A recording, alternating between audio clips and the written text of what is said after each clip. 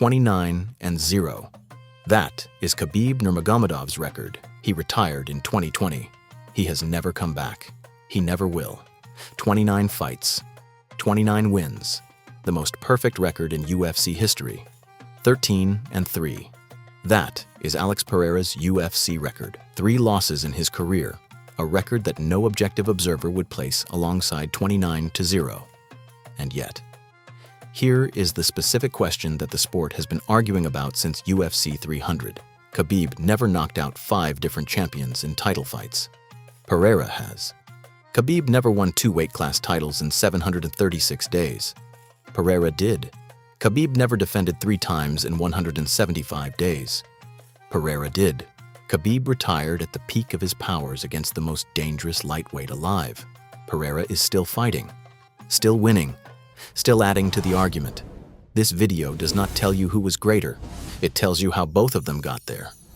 And then you train both ways. Here is the fact about Alex Pereira's origin that makes the 5 title fight knockouts less surprising once you understand it. He started drinking at 12 years old. Not because of weakness, because there was a tire shop and older men and nothing else to do in São Bernardo do Campo at 12 years old with an 8th grade education. He worked the tire shop for 10 years. Then at 22, he walked into a kickboxing gym, not because he wanted to be a champion, because he wanted to stop drinking. What the gym revealed is that a body built by 10 years of manual labor and a mind shaped by 10 years of having nothing to protect had the specific combination that combat sports cannot teach, but can only reveal. The fearlessness of someone who started at the bottom, the hands that were already stone, they just needed to learn when to arrive. By 2018, 9 years after that first gym session, he was the simultaneous Glory kickboxing middleweight and light heavyweight champion, the first person in Glory history to hold both. And in 2016 and 2017, before either man was in the UFC, he had already knocked out Israel Adesanya twice in kickboxing, the man who would become the UFC middleweight champion. The stone hands existed before the UFC saw them. The UFC just had not arrived yet. Here is what makes Pereira's knockout system different from every other striker in UFC history. It is not the power. Georges St-Pierre had more power per strike. Israel Adesanya had more technical precision. Francis Ngannou had more raw force. What Pereira has that none of them had in a championship context is patience. The specific patience of a person who walked into a gym at 22 with no plan and spent a decade learning the single lesson that fighting teaches most slowly. The fight does not end when you hit hard.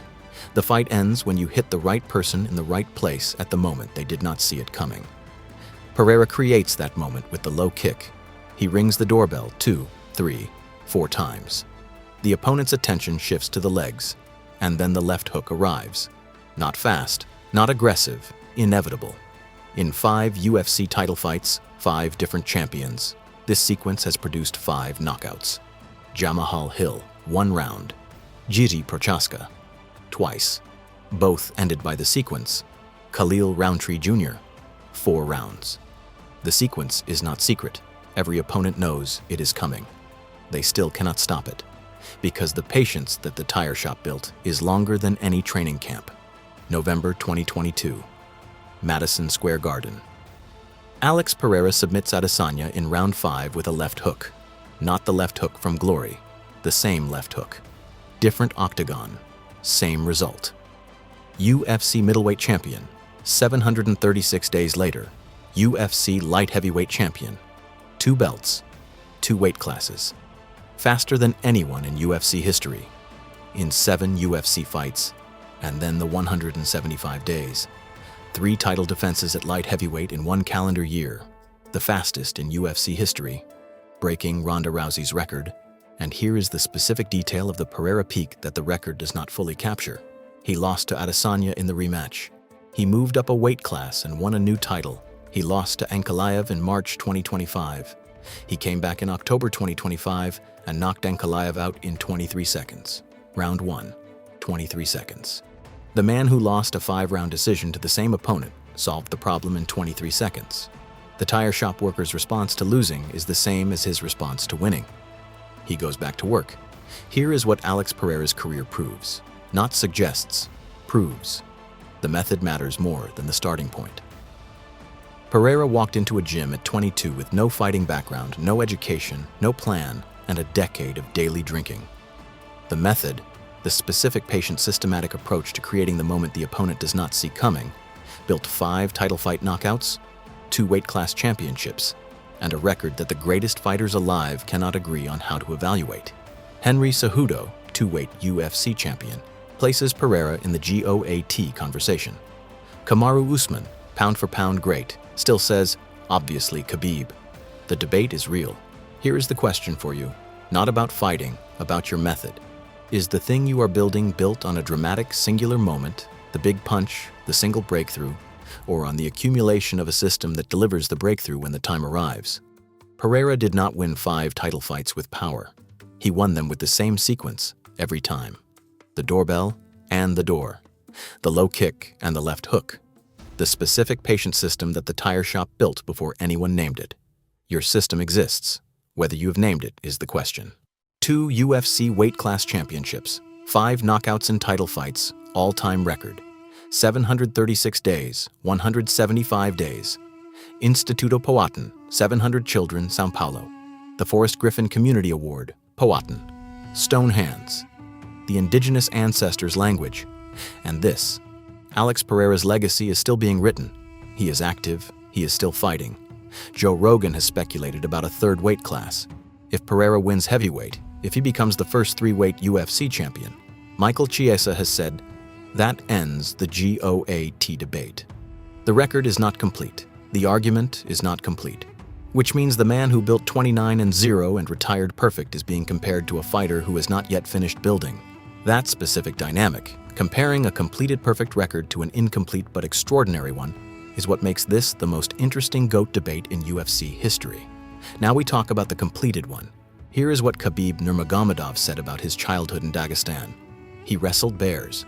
Not metaphorically, his father Abdulmanap, himself a master of combat sports, had young Khabib grapple with bear cubs to develop the specific fearlessness that a wrestler needs when the opponent is larger and stronger. This is the Dagestani origin story. Not a gym, not a sport, a culture. Dagestan has produced more world-class wrestlers and combat sports champions per capita than any region on Earth. The wrestling is not a discipline the children learn. It is the environment they are born into. Khabib started wrestling at age 8, not competitively, culturally. By 14, he was competing nationally. By 18, he was one of the most dangerous grapplers in Russia. By 22, he was in the UFC. And by 29, his professional MMA record was 29-0, and he had just retired after submitting Justin Gaethje with a triangle choke in round 2. Never finished, never submitted, never down. The eagle never touched the ground unless he chose to put someone else there. Here is what Khabib's method produced that Pereira's method has never produced. Pereira has been knocked down. Pereira has been submitted, once early career. Pereira has lost rounds. Khabib Nurmagomedov was never knocked down, never submitted, never lost a round that the judges scored against him in a way that changed a fight. 29 fights. The most dangerous men in his weight class. Conor McGregor, the biggest star in UFC history. Dustin Poirier, who knocked out Conor McGregor. Justin Gaethje, who knocked out Tony Ferguson when Tony had never been stopped. None of them could take Khabib down. None of them could get off the mat once Khabib put them there.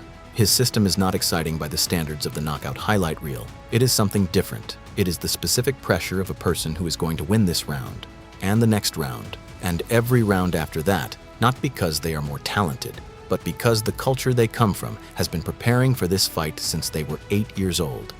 Pereira creates the moment. Khabib eliminates the moment. 2 different philosophies of dominance. Both have never lost a championship fight.